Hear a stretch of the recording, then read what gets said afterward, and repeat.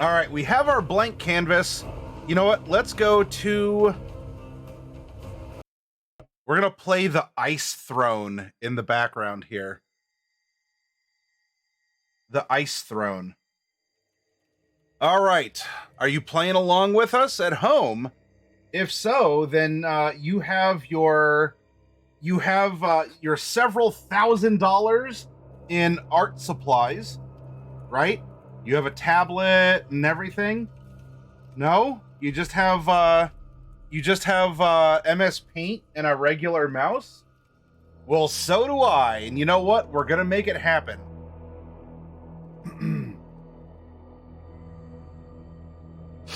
Now, as we go through this part, remember that there's a very good chance your players have no idea about this place. You are making up a story and a world and a region for them. If it makes sense enough for you and you're comfortable enough to make improv decisions, that's what counts the most. Don't worry about placing every little tree. By the way, I did see your wizard, Bagger. I did see your wizard.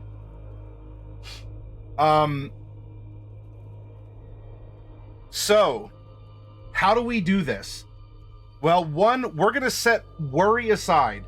We have digital paint or ink or whatever. We have digital medium on a digital palette. We can move stuff around as much as we wish. So we know that we have an Arctic and a coastal area, and a lot of ideas were thrown around above.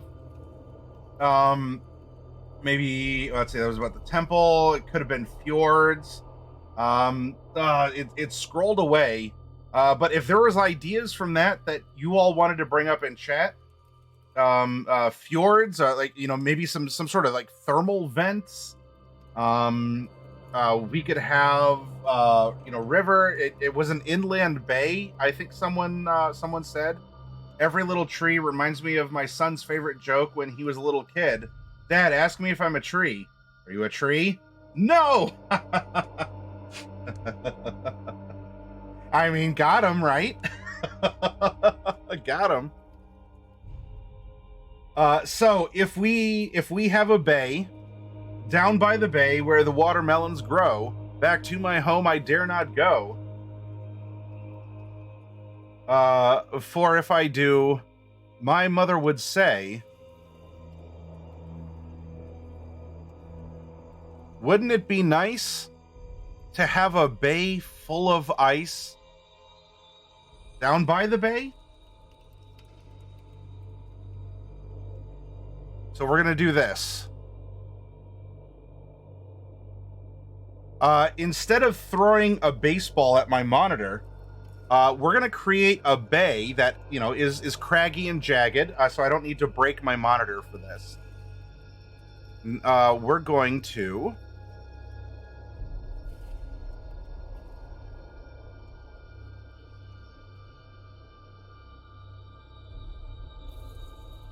gonna do this. Let's just start creating, and if we don't like what we see, then you know what we do? We pitch it for something else.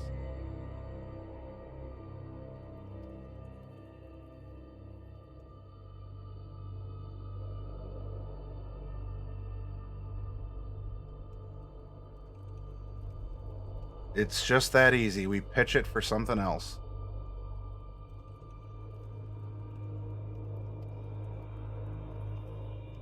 Ice, baby. I'm glad that you like the vocalization, Ruler.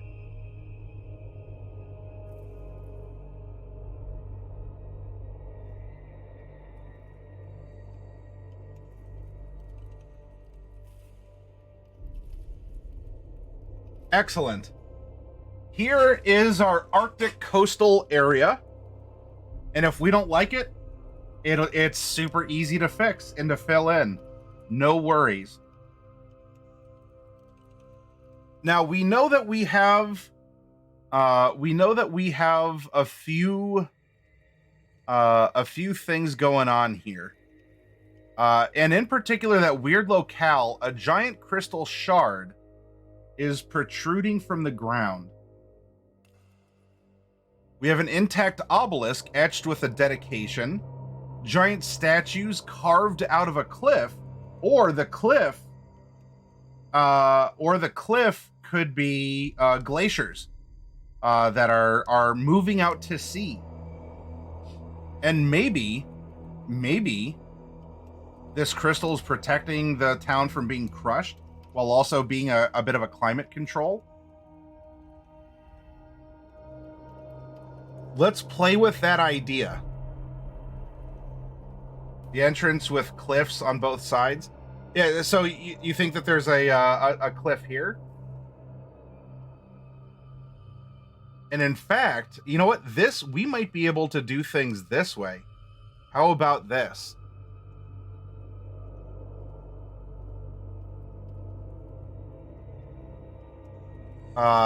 We know that there is some sort of a radius around the crystal, which is providing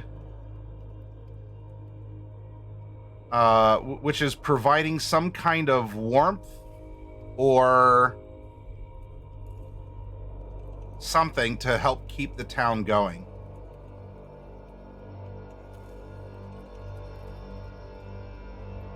Let's say that it's here. And in fact, we might even be able to further distinguish it by saying that everything in here is actually fairly lush and green, and that the water here is blue and not icy.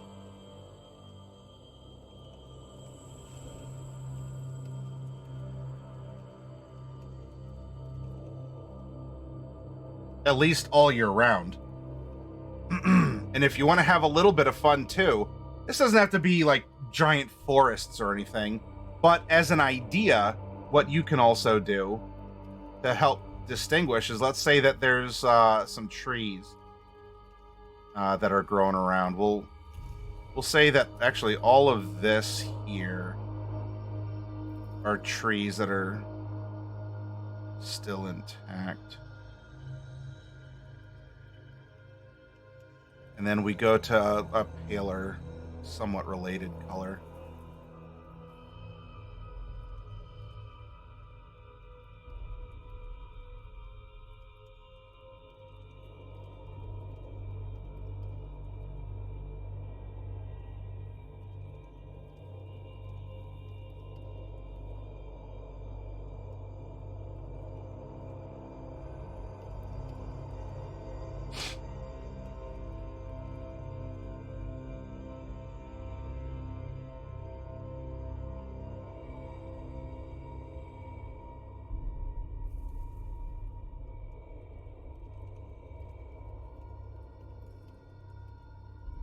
Actually, if this is being scraped out, or if it was being scraped out and is no longer from a glacier that might have been coming through here, this actually might be a lot more kind of rubble and barren up through here. Sort of scrubbed out.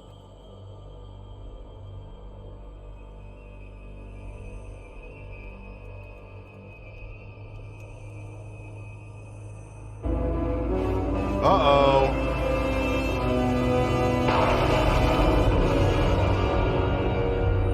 Thank you very much. Idea Machines, hi.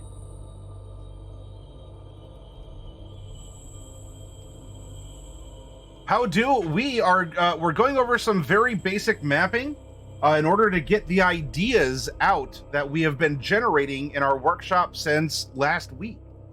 So thank you for joining us, Idea, or TD. If you go by TD, it's TD's Idea Machines.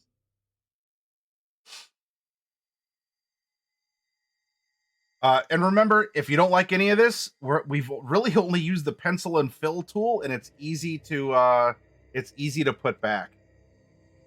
And in fact, if we go over here, we know that this is very snowy, and we can go back and make that more like that. Hi, Daily. I'm glad there's Easter eggs everywhere on the channel, Scanian. TD, idea machines are fine, whatever feels right. Oh, and what are your idea machines? Is this a reference to like, do you build computers? Are you like into tech, or do you just like do you churn out ideas? You like different workshops and engaging with people that way?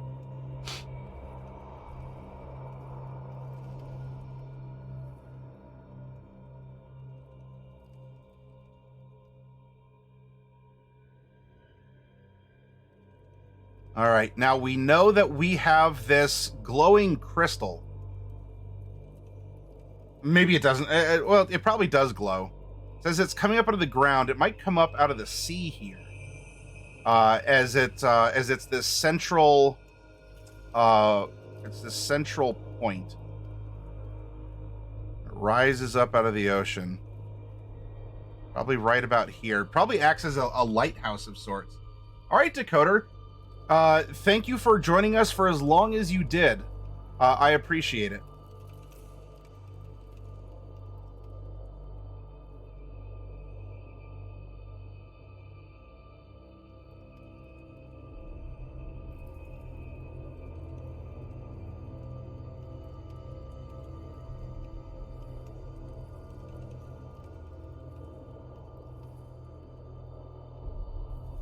I bounce around and help make up stuff, lore, worlds, names, and hooks. Well, then you are very much welcome in our workshop here, TD. We are primarily a workshop channel. I own a friendly local game store, and so for longer than I have been teaching tabletop role-playing games, inspiring people to come up with their own worlds and characters and books and settings and all that. And so when I decided to take this model onto Twitch, I said, you know what? I want to be able to, I want to simulate that. I want to offer that encouragement and engagement. And so ideas are always welcome, TD. All right, so we see that we have our giant crystal shard, giant statues carved out of a cliff. Now, perhaps that is, we mentioned glaciers, perhaps. And so we, maybe, if not carved into the glaciers, because the glaciers are always moving.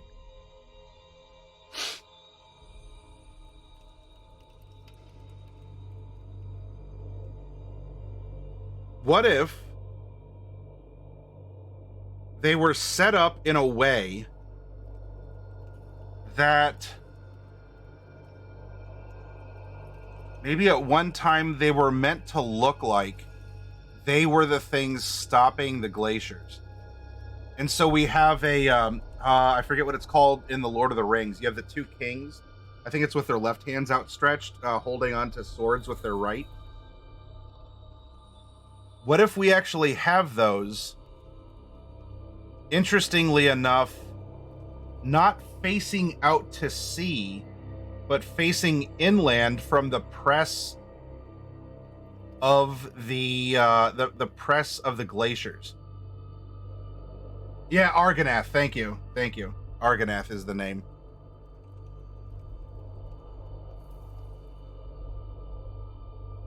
And let's say that our glaciers came in this direction. And so as it was coming into contact with the border of this crystal,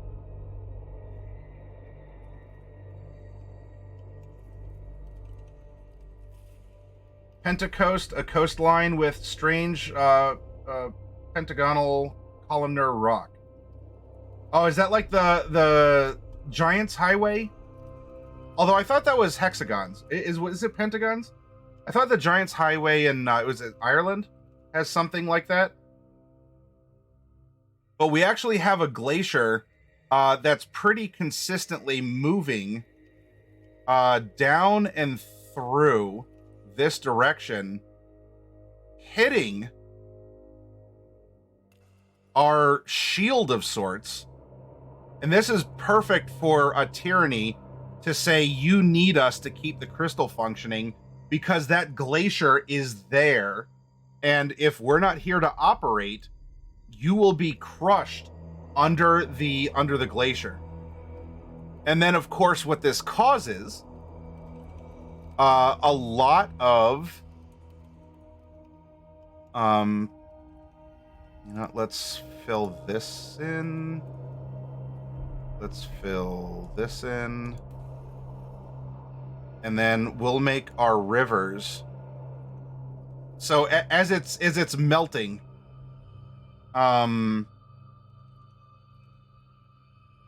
there's probably a goodly amount of water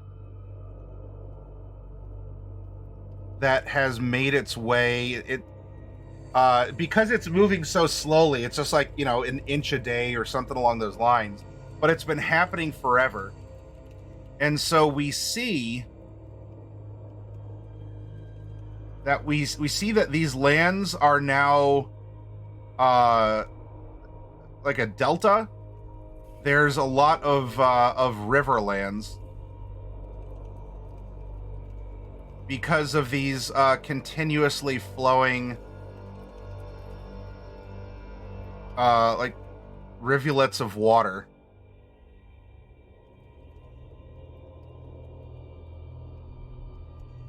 In fact, it probably even, let's say it forms a little lake right here.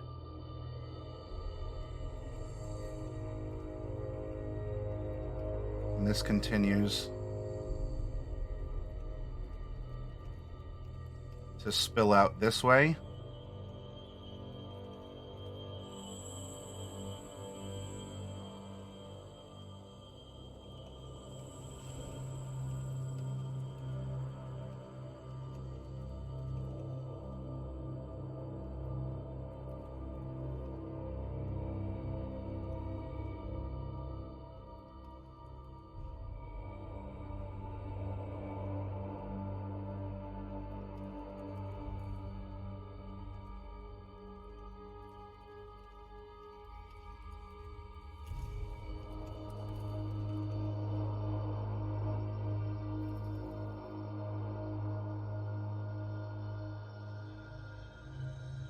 Of course, we have our light blue on our green. That's not going to work out too well, so we're going to do this instead, and we'll swap the colors back. We have our riverlands, and then we have our ice out here in the bay.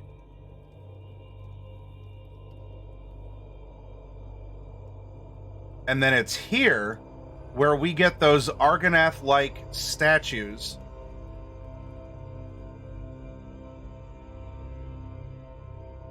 Let's see, how many did we accidentally make? 1, 2, 3. We have 4 great rivers. And so we'll have 3 statues.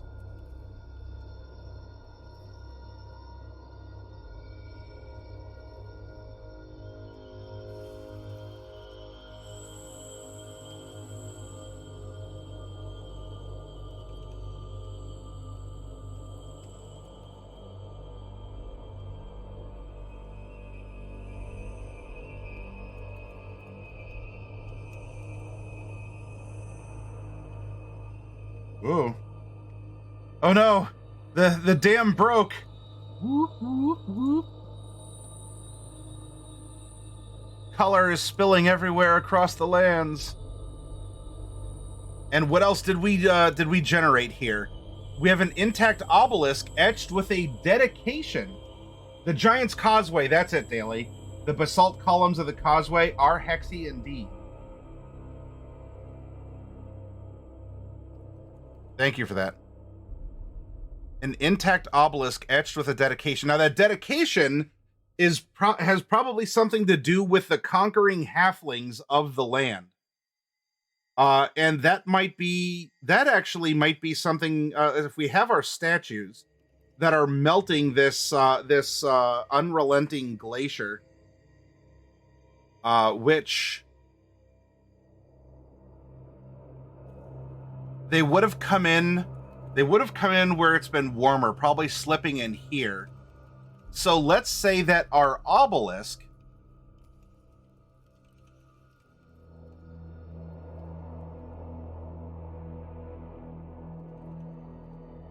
if this is sort of like washed out, what's the term for it? Moraine, I want to say. This is all like scraped and everything at one point in time. We might actually have our obelisk here because this is where the halflings made their entry. And this is where people have to pass in and out more safely anyway. So let's put, we have a very bright color here. We're going to put our obelisk here. And if we don't like it there, we can always fix it. Bet there's good eats off those estuaries? Possibly. It would depend on anything that's been preserved and has been growing in this holdout area. In fact, if anything, things might be dead and frozen out here, but there might be very old living things from before everything else was caught in this Arctic area. Which, TD for joining us, we went through a worksheet exercise involving our players' handbooks and our Dungeon Master's guides. And we were filling in some details about what our adventure setting is. And we're also going to pull some notes from our characters that we also randomly generated last week in order to further fine-tune this area where we're going to run an adventure for them.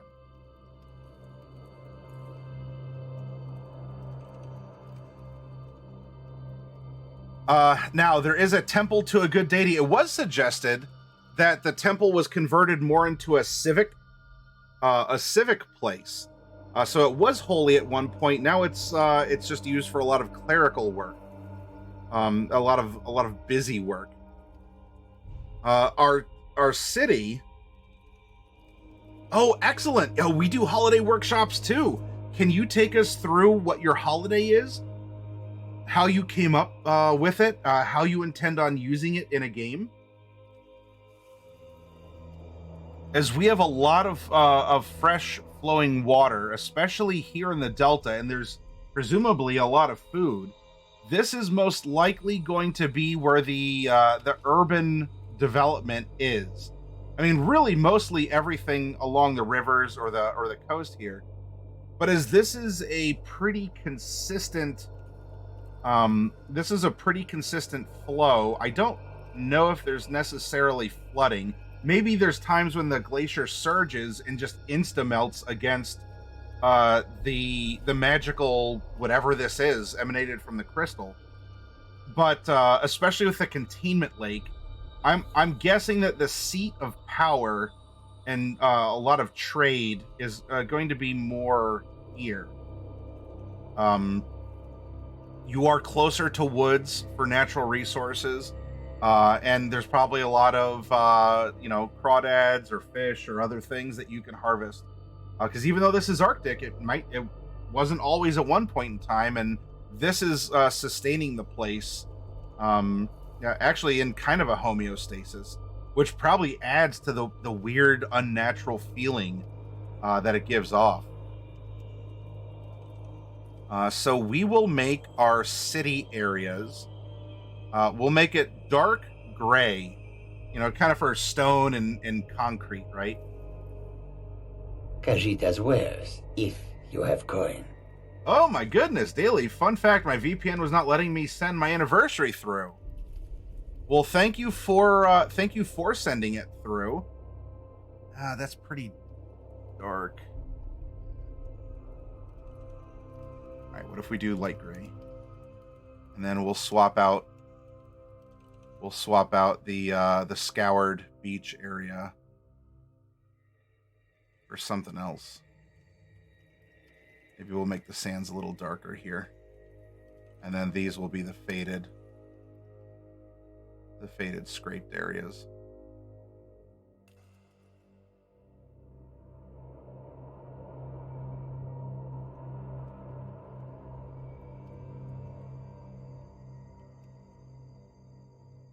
Oops. Control Z exists for a reason, everyone.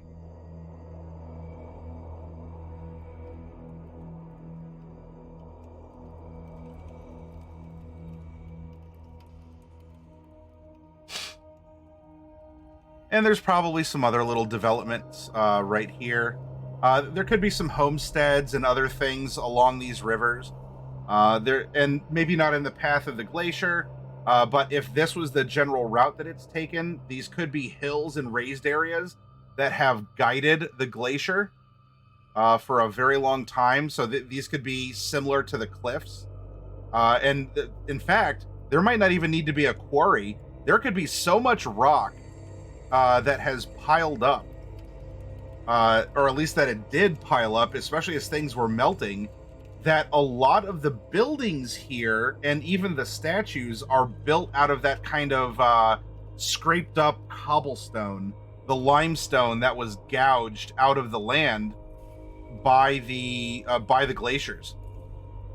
But we have this containment area. It seems to make sense.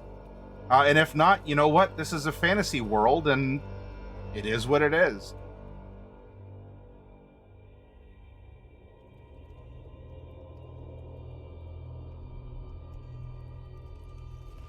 There we go. We'll make a couple other little hills here. Oops, wrong color. Because the pushing would have been off to the sides too. So this is a great big trench filled with this ice, and it just delivers them. It delivers minerals, rocks, probably metals. There's probably a lot of panning operations and things in this constant melt that makes its way out here. And so that's going to lead to the town, or just the area, developing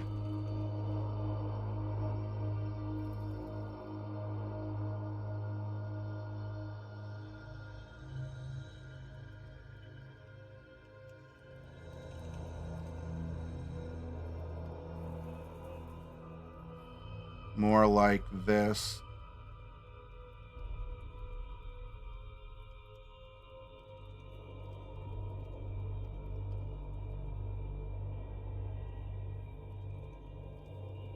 And there's probably some forts and other things, in the wilderness, a hunter's lodge or an actual defense fort. Of course, there's going to be some sort of like a navy base or like a trading port here as well. Now, TD was saying about the holiday Red Harvest. As the story goes, a long time ago, but long enough to forget, a particularly nasty bandit that went by the simple name of Red harassed the countrymen for years. One day, a cunning child devised a trap where they captured Red in a hole.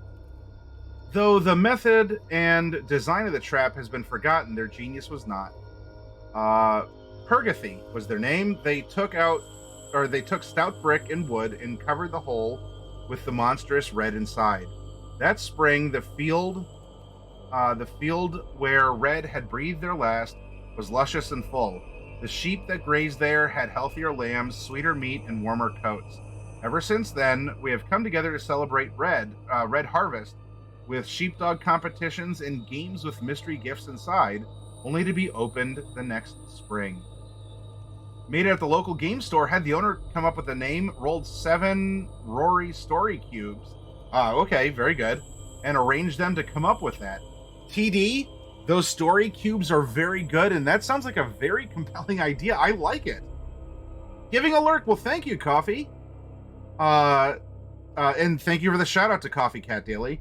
So at one point, the glacier was a youngin and needed guidance, and slowly over time, it was raised into the majestic glacier it is today.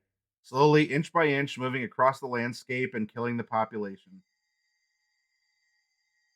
You can be sure every workshop here is like a James Missioner novel. I I don't get the reference. Should I be ashamed, Daily? Oh no, shame on me. And look, I'm making this up as I go along. If you're doing the same on your end, you probably have a much different appearance, but it seems to make sense. And I'm speaking out loud. I'm thinking about just the push and the pull of how this works.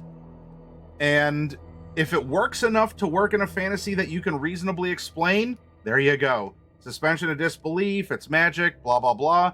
You know, just think about it. Where would people tend to live if everything else was the same? And you're building it layer by layer and step by step. Ooh, baby, you know it. I'm going to get to you, Earl.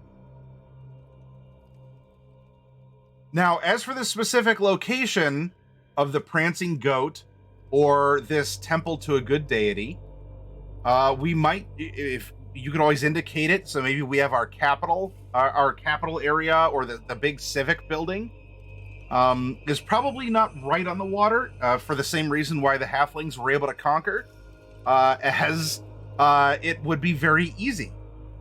Instead, if at one point in time it was the home of some sort of a good deity, let's actually put the civic and administrative stuff here by the lake.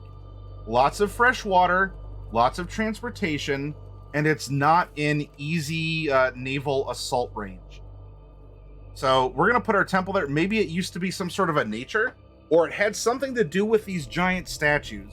We don't know that much anymore, because this place is known for its godlessness as it was rolled.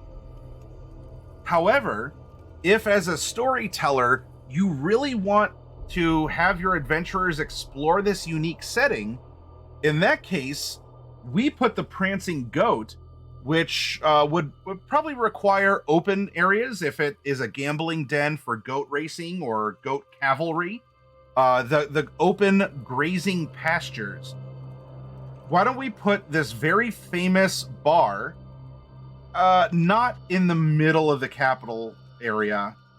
Instead, let's put our house of cards and dice and goats.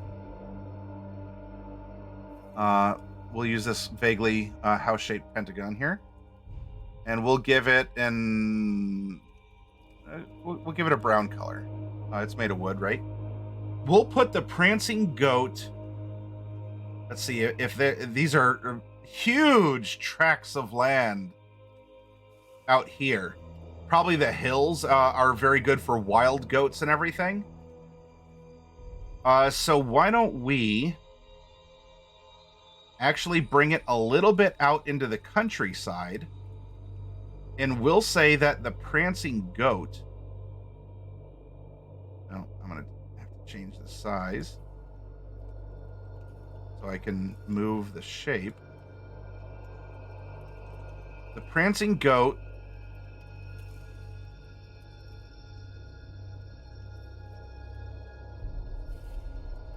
there we go. Right on where the river meets the sea. So fish, transportation. There's the hills, and probably stables and such. So is there a more popular tavern in the developed area? Oh, I'm sure. Fancy, or even, run down, or, a thieves' den, or a brothel, or whatever else. This is the tavern that's going to be more pivotal to the story we're trying to tell. And it's going to make sense from everything we discussed during the prompt to have it out this way. It's a little quieter. Maybe the officials don't mind that the gambling takes place outside of the official, territory of the city. Or that, this is just goat country. You want to go horse racing? Go horse racing in the country. You don't horse race in New York City, you horse race in upper New York, right?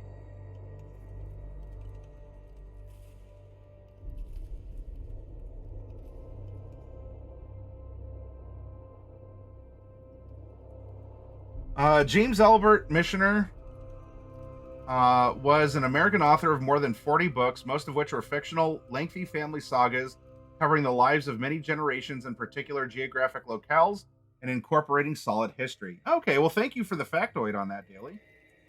Unless they come up the river, did we learn nothing from Game of Thrones? Did you raise him as an undead servant? And you're offering Sportakai a shot? He'd make a fine addition to the swamp. Now, what are a couple personal details from our characters that we generated?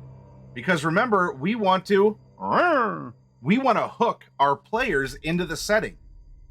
And each of their character sheets absolutely have prompts that would give us ideas as to where they could perform, stay, eat, sleep, or whatever else. You gonna come up and say hi? There we go. It is an official stream. We have some cat butt, everyone. Hi. Thank you for joining us. It's very nice of you. Oh, you're so regal. Oh, he's so regal. Look at this boy. Look at this boy. Hi. You're lovely.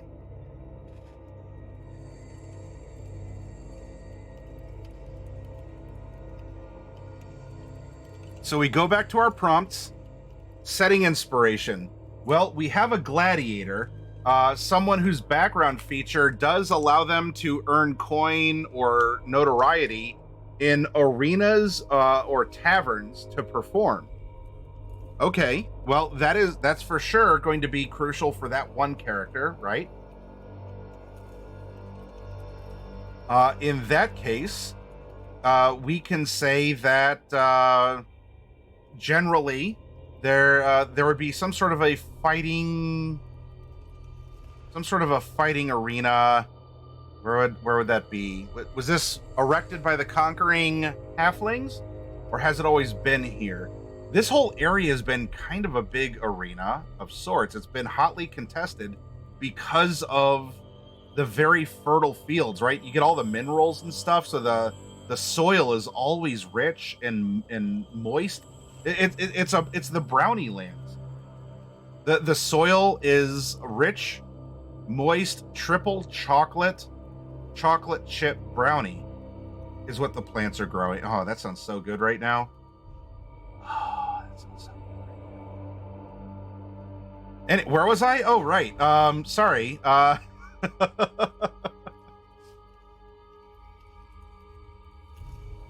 So let's say that we have a wrestling ring, a fighting arena, some sort of place for gladiatorial combat, place of conflict. We probably want that to be a show of strength. Let's put that by the sea. So let's make a little circle. We're going to fill it in with, what's a color we haven't used? We haven't used dark purple. I don't want dark purple though. We've used pink for the obelisk. All right. We'll use this sort of this brick red. And we'll say that there is an arena here.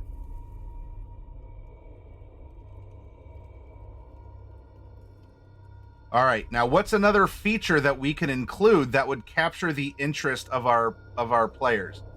Well, we do have a researcher sage, Gold Dragonborn. I'm used to helping out those who aren't as smart as I am, and I patiently explain anything and everything to others. I'm convinced that people are always trying to steal my secrets.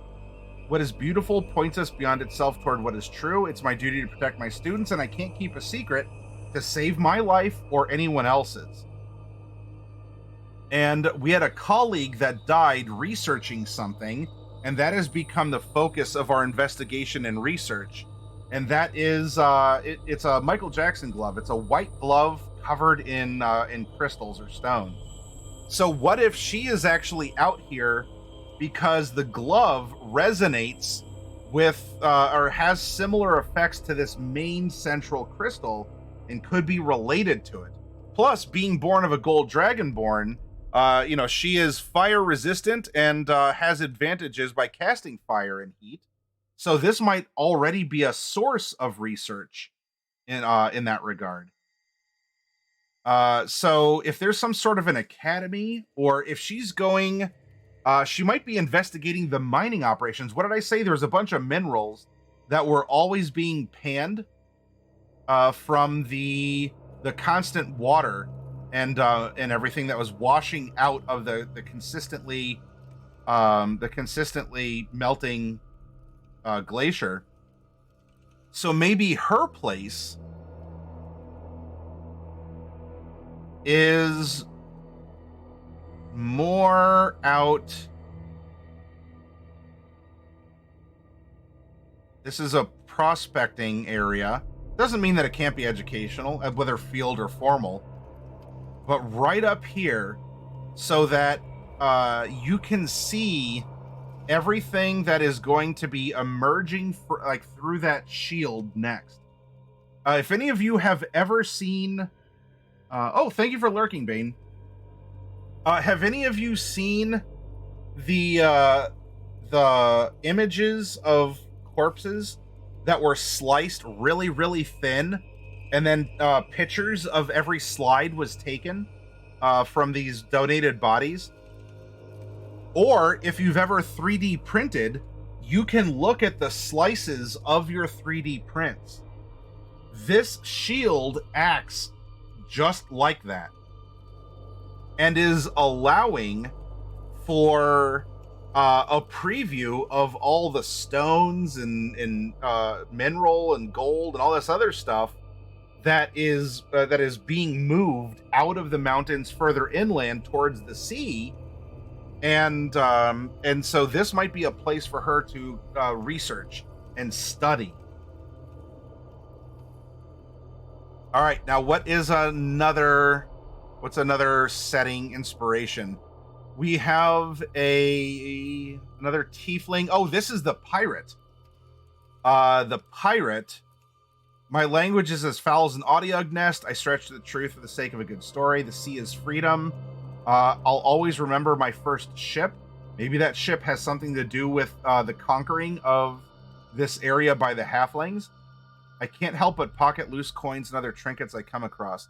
All right, so for sure, this old pirate would hang out in the port area.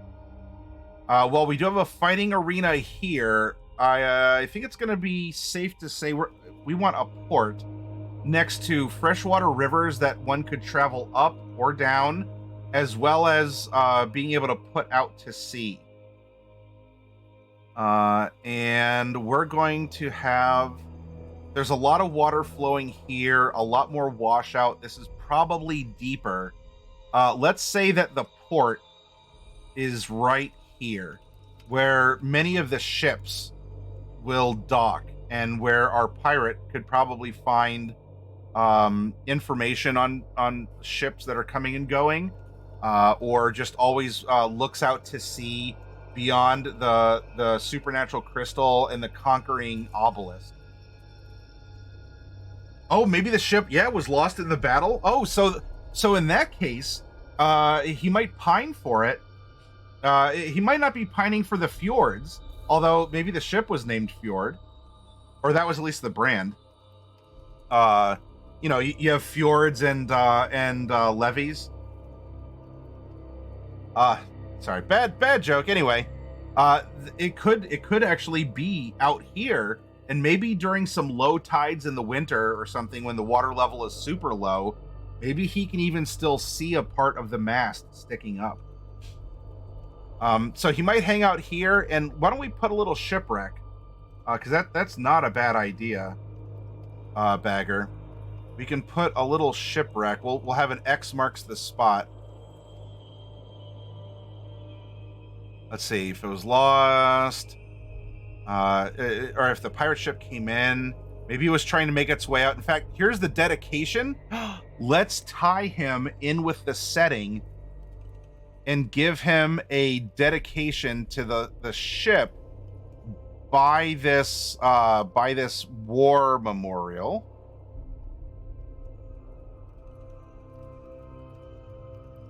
And if we don't like it there, we just fill in the color and move it. And let's find one other setting inspiration. Our last character is an outlander, a tribal marauder raised by kobolds, but a gold dragonborn himself, a fighter battle master. And our background, I was in fact raised by kobolds. I place no stock in wealthy or well-mannered folk. Money and manners won't save you from a hungry owlbear. Greater good, it is each person's responsibility to make the most happiness for the whole tribe. My family, clan, or tribe is the most important thing in my life, even when they are far from me. Don't expect me to save those who can't save themselves. It is nature's way that the strong thrive and the weak perish. All right, from the character development, as I recall from that stream, he was raised by kobolds, but taken in probably by the wealthy, by people who wanted to bet. As a fighter, he had to learn his fighting techniques somehow, right? Beyond just the little, the little gribbly kobolds out in the frozen areas and such. Which probably means that this outlander might treat this edge of society, the prancing goat, much like Strider, the ranger, treated the prancing pony in Lord of the Rings as, the last stop of civilization. Of course, it's Hobbit country from then on out, and I'm sure he traveled through it once or twice, but Bree is sort of the end of the world to the west.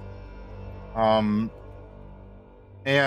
so really we could have this locale, as he's probably a local and the others could just be visiting.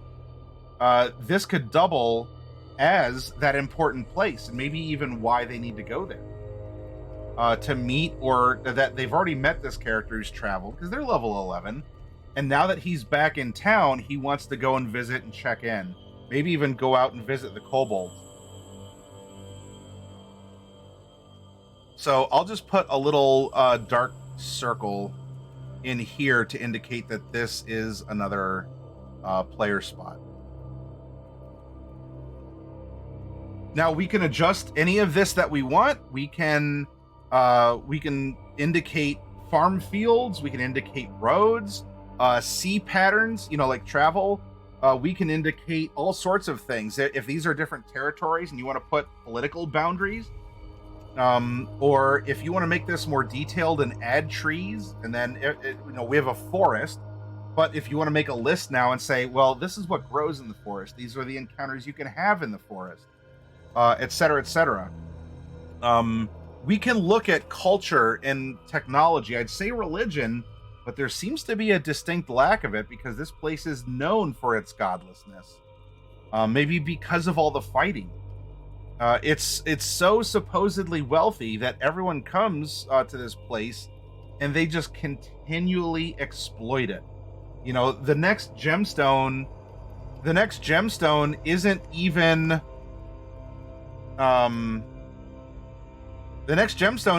out of the glacier.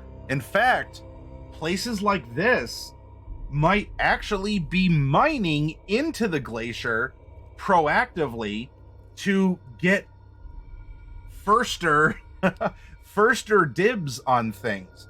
And so they'll actually prospect into it, which is of course dangerous, but if you want that big thing before someone else sees it slip through the barrier. So now from this place, you can actually go and make a tunnel system that is constantly changing as the ice melts and shifts and grows and collapses and everything else. We can have it split off and do this, and there's a little chamber. Because eventually this chamber is going to reach here and just melt through. But because there's a pocket that's already started, that might mean that they use that as the entry and then just start digging back from it. And that might actually give it a, if they've been doing this for a while, then that might give it a, not a honeycomb look necessarily. Maybe more kind of like a honeycomb. But we would have.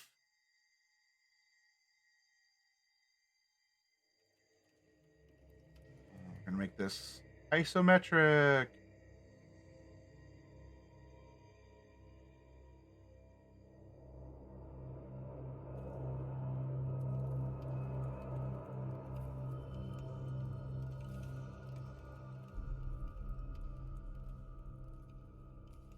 This is definitely not to any kind of perspective.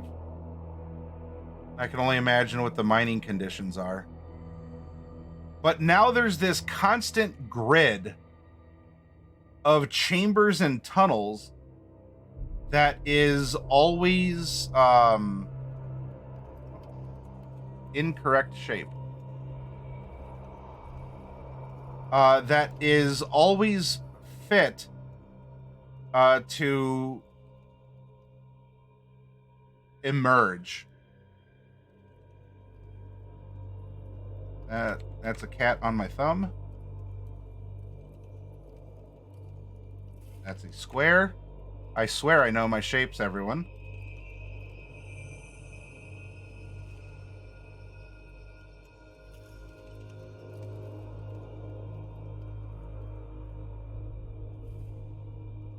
And maybe for some reason they keep them single like this for ease of exploring and chronicling.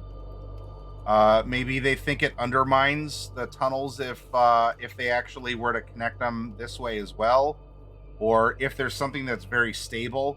Maybe there's a connection here, a connection here, and a connection here, and you can build interesting dungeons this way too. But now we have this proactive digging into the glacier to get ahead of the melt and to claim even more and better stuff before, the beachcombers. What would be the term they would use? There's people who go to beaches after a storm and look for shells and coins and beechwood and sea glass and everything. There's probably people as a pastime that will go out to the countryside and just walk along the edge here looking for, I don't know, a cool rock, or, that's a skull. Okay, well, what do I do? Vibing in a coffin, hello again. Corn, well, there's probably corn that's growing in this sheltered area here. You do need various grains, veggies, fruits, and such. Although if it's not corn, though it could be because of the light and warmth given off by this crystal. If it's not corn, it could very well be some sort of rice, because this is a big, very wet delta area from all the melt off of the glacier, as it's continually funneled against this heat shield. But you know what, Coffin, you brought up a very good point. The more that we're seeing, the more we're throwing ideas out there, we say, you know what, that makes sense. And if that makes sense, this next part makes sense. And now we have those two parts that make sense. We can build on top of that and say this third thing makes sense. And we keep building and building and building from there. And as we're taking it hasn't even been an hour. It's close. We've only been doing this for an hour. We started with a blank picture, and we have culture and economy. We have considerations for education, for religion or lack thereof, historical markers around which we can make up things for dramatic effect or the sake of convenience. Our setting is thriving despite the fact that it's kind of wintry and decrepit, as it was generated in the last workshop, because this place has probably been vied over and after for so long. We have this Arctic coastal region. It's run by an autocracy. There's an intact obelisk etched with a dedication, giant statues carved out of a cliff. giant crystal shard protruding from the ground. The dominant race are halflings, minority race are half elves, which might be really their own people, just maybe a longer lived version of halflings or humans or something else. Though, of course, we know in our party we have two tieflings. A gold dragonborn, and a rock gnome. The racial majority are conquerors, so there was strife at some point in time, which was an inspiration for the placement of our landmarks. The ruler's status: the autocrat is a feared tyrant. The notable trait of this area is that it is destitute and run down, probably because it's been so attacked and exploited. And people are living in just a misery and toil of work. This place is known for its godlessness, and there's currently a plague which is sparking riots, as if everything else wasn't good enough. There is or was a temple to a good deity, which has been converted into a civic office, and there's a very notable place in the area called the Prancing Goat, where we are going to have a lot of adventuring and adventure prompts. And there's more in any of these steps that we could go through, but I hope that this has been a very easy exercise for you all. Look, does this look amazingly beautiful? With you could see the roof tiles of each individual house and business. No. Can you do that? Absolutely. This is enough to get your ideas out and manifest it. Because if you do that, you're going to find it a little bit at a time, just like that glacial movement, 1 inch at a time, but a lot at a time. You will make progress, and you will grow more comfortable with the characters for whom you're running, because you're referencing their sheets, and the setting in which they will be adventuring, because you're making it one by one, step by step. And so you're spending time here. You're getting to ask yourself these questions of what is where, or what can generally be found. Brufros, hello! I hope you're doing well. And also, if you were to hand just this as a printout to your players, it is very easy to read. Look how distinct everything is. Because it is impressive, and I'm not going to talk about, I'm not going to talk badly about, Wonder Draft or other map-making software, Incarnate, etc. They make beautiful maps, gorgeous maps. It's very easy, especially with automated tools and stamps, to lose a lot of a map in that fashion. We had to hand draw everything here. Now we can go back over this and refine it in another software program, but we use something, cheap is free. We use something that almost everyone has access to. The colors are distinct enough to recognize the different areas, what it means, perhaps where there could be different encounters of a physically combative or a social variety. And we can think about where, what, why, how, etc. That the storms roll in, or that the ship schedule, or you can think more about the history. And what exactly is it that the random prompt of the dedication on the obelisk? What does it say? What does it mean? Just got back from a local game store who hosts D&D games. Was a really fun time, though a little interesting pushing level 3s against a pair of displacer beasts. Did that have everyone on the ropes? Was it like almost a TPK, but you managed to win in the end? How did that go, Brufros? But it's easy to read, and it can prompt questions from your players. Oh, what do the reddish brown circles mean? What does the weird purple squares over here mean? What's the red star? What are the three meeples? What are these things? You're engaging them. They're asking you. They want to learn more, and you can explain things to them easily. And you can also just add the labels with text, or you can handwrite them if you wanted to print off the maps. Refine it as you go, make it up over time, or just use this as a baseline and make a prettier version a little bit later in another piece of software that's more specialized to it. But I hope you liked it. I hope you got to see that it makes a lot of sense. It's not very difficult. You got to talk to yourself out loud a bunch. Even Bob Ross encouraged that, so it's good advice. Draw your happy tree. Say, oh, so yeah, you know what? This person knew this person, or there's actually a secret tunnel, scraped through the earth long ago. Secret tunnel. And you get all these different layers to your map that the players won't know until they know.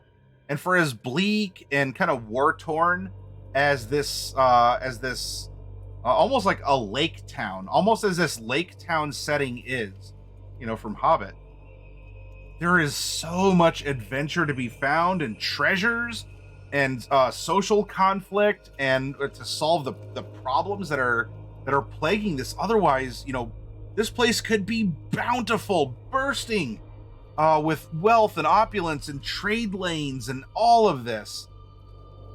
But it was exploited. It was just over-mined, over-saturated, or everyone just went way too hard for too long. They borrowed so much against the resources that had been slowly provided to them. They have to endanger themselves by digging forward into it to try and find more. There's probably been a lot of deaths because of that. But they've used up everything that had been given to them. We got displacers down, but the 2 knights and necromancer in the next encounter were too much. Group got fireballed right off the bat. 2 rounds in, our tank was down. And since we were a ragtag one-shot crew, my monk decided to skedaddle. Okay. Did everyone still have fun, or did that turn into something for the DM to go, huh? Well, I didn't mean for that to happen, but I guess it did.